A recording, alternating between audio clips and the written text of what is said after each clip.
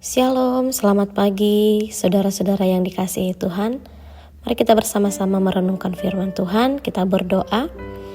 Bapa di surga, terima kasih Tuhan untuk pagi hari ini. Kami beroleh kesempatan untuk merenungkan firman Tuhan. Berkati kami, terangi hati pikiran kami untuk kami dapat mengerti firman Tuhan. Dalam nama Tuhan Yesus Kristus kami berdoa. Amin. Saudara-saudara yang dikasihi Tuhan, firman Tuhan yang menjadi renungan kita hari ini dari Yehezkiel 11 ayat 19 sampai 21. Kita renungkan firman Tuhan dengan judul Menjaga Hati. Yehezkiel 11 ayat 19 sampai 21. Demikian firman Tuhan. Aku akan memberikan mereka hati yang lain dan roh yang baru di dalam batin mereka. Juga aku akan menjauhkan dari tubuh mereka hati yang keras dan memberikan mereka hati yang taat, supaya mereka hidup menurut segala ketetapanku dan peraturan-peraturanku dengan setia.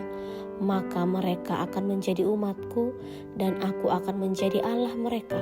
Mengenai mereka yang hatinya berpaut pada dewa-dewanya yang menjijikkan dan pada perbuatan-perbuatan yang keji, aku akan menimpakan kelakuan mereka atas kepalanya sendiri.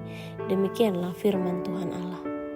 Saudara yang dikasihi Tuhan, hati adalah salah satu bagian kecil dari organ tubuh manusia yang memiliki peranan penting dalam diri kita.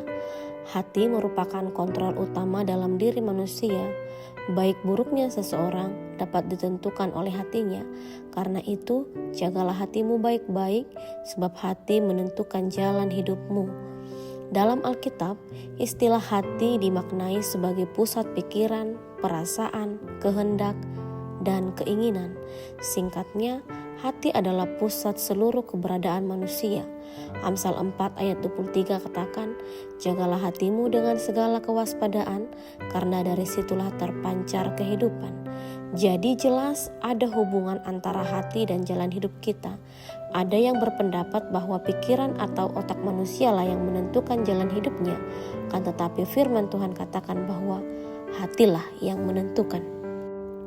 Dalam nas yang kita baca, Nabi Yehezkiel menyampaikan janji tentang pembaharuan kepada umat Israel yang berada di pembuangan. Pembaruan yang dimaksud adalah tentang pemulihan relasi umat dan Tuhan. Sebelumnya, umat memiliki hati yang keras. Artinya, selama ini mereka telah menyimpang dari perjanjian yang telah diikat dengan Tuhan. Mereka tidak mau mengikuti segala ketetapan Tuhan. Akhirnya Tuhan pun membiarkan mereka ditindas oleh bangsa-bangsa lain. Namun kini Tuhan mengatakan bahwa Ia akan memberikan hati yang lain, yakni hati yang taat. Selanjutnya Tuhan memberikan roh yang baru di dalam batin mereka. Saudara yang dikasihi Tuhan, relasi kita dengan Tuhan tidak terlepas dari saat-saat ketika kita lebih mementingkan diri kita sendiri. Kita kadang enggan menaati firman Tuhan dan berlaku tidak setia. Karena itu, kita memerlukan pembaharuan hati dan menjaga hati kita. Hal ini terjadi berkat pertolongan Roh Kudus dalam hidup kita. Dengan kuasanya, hati yang keras diubah menjadi hati yang taat. Oleh karena itu, mari kita pastikan hati kita benar di hadapan Tuhan, supaya pikiran, perbuatan, dan perkataan kita benar di hadapannya. Ketidakberesan dalam hati akan menghalangi sukacita dan damai sejahtera pada diri kita, dan kita akan kehilangan berkat-berkat dari Tuhan. Mari tetap menjaga hati, menjaga relasi kita dengan Tuhan. Tuhan Yesus memberkati. Mari kita berdoa. Bapa Surgawi, terima kasih Tuhan untuk firman Tuhan yang sudah sampai kepada kami.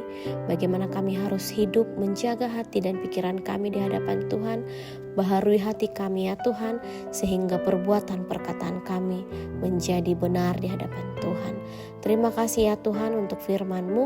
Berkatilah kami sepanjang hari ini dalam segala aktivitas dan kegiatan kami.